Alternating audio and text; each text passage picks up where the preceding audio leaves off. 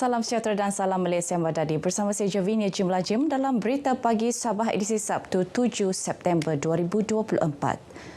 Pindaan Ordinan Buruh Sabah akan memberi manfaat kepada pekerja di negeri ini yang berkhidmat dalam pelbagai sektor. Menteri Sumber Manusia Steven Sim berkata, pindaan bersejarah ini adalah usaha hampir 20 tahun bagi menyeragamkan hak dan perlindungan pekerja di Sabah dengan pekerja di Semenanjung. Selepas kita meluluskan Ordinan Buruh Sabah, maka semua peruntukan hak yang dinikmati oleh pekerja Sabah, pekerja di Semenanjung akan turut dinikmati oleh lebih 2 juta pekerja di Sabah. Beliau ditemui media selepas Forum Tenaga Kerja Masa Depan dalam Pertanian Lestari di Universiti Malaysia Sabah UMS Kampus Sandakan. Rang Undang-Undang Ordinan Buruh Sabah Pindaan 2024 telah dibentang untuk bacaan kali pertama di Dewan Rakyat pada 17 Julai lalu. Membabitkan 16 perkara utama meliputi 70 fasal bagi menyelaras Undang-Undang Perburuhan.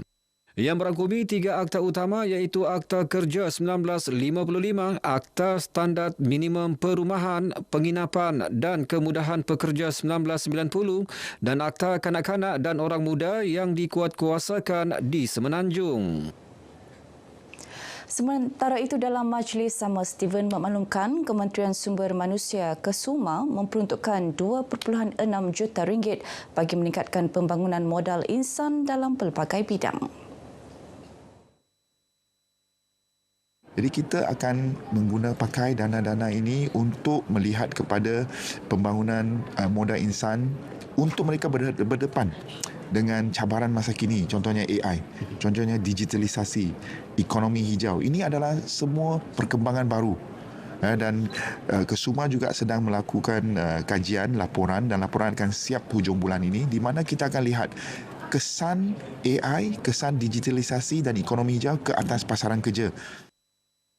Terdahulu, Steven menyaksikan penyerahan surat hasrat LOI antara Human Resource Development Corporation HRD Corp, UMS, Jabatan Pertanian Sabah SAD dan Persatuan Penanam-Penanam Malaysia EMPA.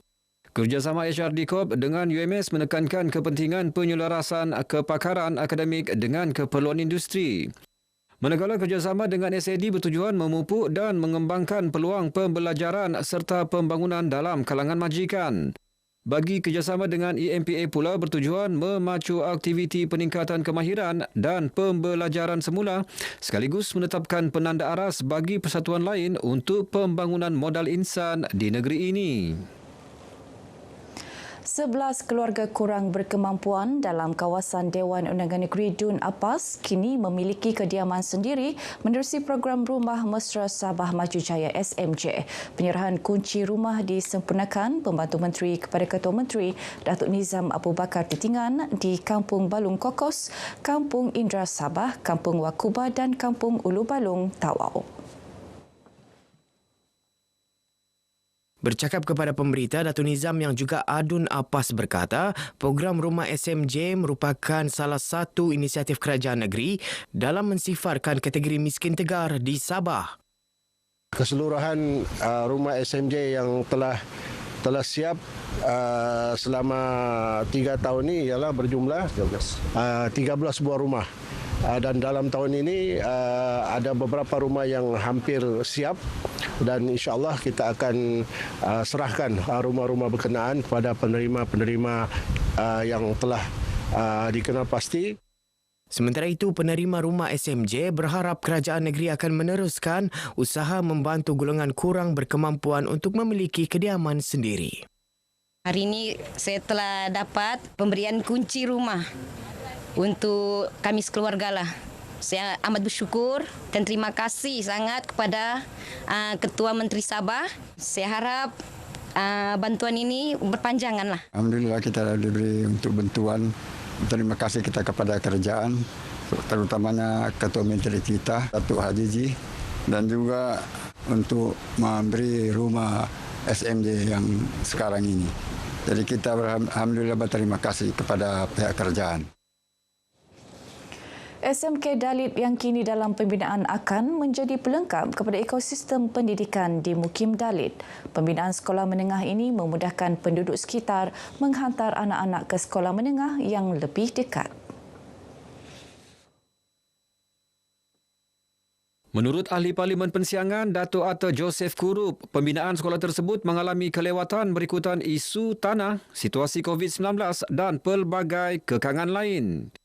Pembinaan SMK Dalit bermula Mei lepas dan dijangka siap akhir tahun 2026 itu melibatkan 18 bilik darjah, 6 unit rumah guru, asrama menempatkan 200 pelajar dan lain-lain kemudahan seperti padang bola dan gelanggang sukan. Datuk Atta yang juga Timbalan Menteri Pertanian dan Keterjaminan Makanan menyatakan demikian ketika meninjau projek pembinaan SMK Dalit di Keningau. Arkib Negeri Sabah akan mengadakan pameran Hari Malaysia bermula 12 hingga 15 September ini di Arkib Negeri Sabah, Kota Kinabalu. Pameran melibatkan bahan-bahan sejarah termasuk lukisan dari Jabatan Muzium Sabah serta Balai Seni Lukis. Pengarah Arkib Negeri Sabah Shirley Sion berkata, turut diadakan beberapa acara menarik antaranya bazar, pertandingan nyanyian lagu patriotik, pertandingan e-sukan, kuis dan melukis bertemakan Malaysia Madani Jiwa Merdeka serta tayangan filem. Pameran ini akan berlangsung selama 4 hari bermula daripada 12 hingga 15 September 2024. Dengan adanya pameran ini diharap agar masyarakat setempat dapat mengambil peluang untuk datang melawat dan mengimbas semula peristiwa-peristiwa dan detik-detik bersejarah pembentukan Malaysia. Shirley berkata demikian kepada RTM selepas menjadi tetamu segmen Sembang Ekspresi di Konti Sabah FM. Pameran Hari Malaysia ini turut mendapat kerjasama daripada Kementerian Komunikasi, Kementerian Pelancongan, Kebudayaan dan Alam Sekitar, Balai Seni Lukis, Muzium Sabah dan Pusat Biodiversiti Sabah. Hari Sabah yang diraikan 31 Ogos baru-baru ini bukan sahaja menjadi sambutan bersejarah, malah dimeriahkan dengan pelbagai pengisian menarik. Antaranya perarakan kereta berhias dengan keunikan dan imej negeri. Alicia Ornella Michael ada butirannya.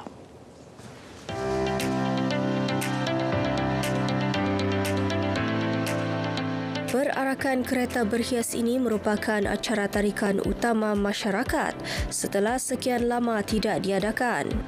Menonjolkan budaya dan semangat merdeka seperti Gunung Kinabalu, flora dan fauna, corak etnik Sabah, buah-buahan tempatan dan hidupan laut di perairan Sabah. Tahun ini 16 buah kereta mewakili pelbagai kementerian, agensi dan jabatan kerajaan negeri berarak melintasi jalan-jalan utama di Kota Kinabalu dengan hiasan kreativiti masing-masing. Actually ada Gunung Kinabalu sebelah sini dan juga kita mau highlight kita punya tu pulau-pulau terdapat di Sabah. Kita juga actually mempamerkan kita punya hidupan liar macam sunbear, macam orang utan, kita ada juga proboscis monkey. Kita boleh push juga kita punya generasi muda untuk continue untuk jaga kita punya kita punya etnik dan jaga kita punya hidupan liar. Kalau kita lihat berkonsepkan lebah madu yang kami punya main produk lah. And then yang kalau kita lihat dekat atas pun kalau kita lihat ada kami punya ayam lah. Di masa akan datang mungkin boleh dijadikan sebagai acara tahunan untuk Hari Sabah. Mungkin kalau tidak pun Hari Sabah mungkin Hari Kebangsaan. Di atas dia ada corak motif yang melambangkan suku dan etnik-etnik di Sabah. And then di sekeliling dia ni kami ada hias dengan flora dan fauna. Ini dengan secara tidak langsung memberi kesedaran kepada orang awam juga lah tentang kewujudan kementerian-kementerian dengan agensi-agensi yang ada di Sabah. Dihasilkan dengan ketekunan, kreativiti, kerjasama dan semangat yang tinggi sekaligus membawa rasa bangga bagi hadirin yang menyaksikan kereta berhias ini. Diharapkan usaha seumpama dapat diteruskan sekaligus menjadi tradisi menghubungkan antara generasi sekaligus mencipta produk pelancongan baharu di Bandaraya Kota Kinabalu. Alicia Ornella Michael, RTM.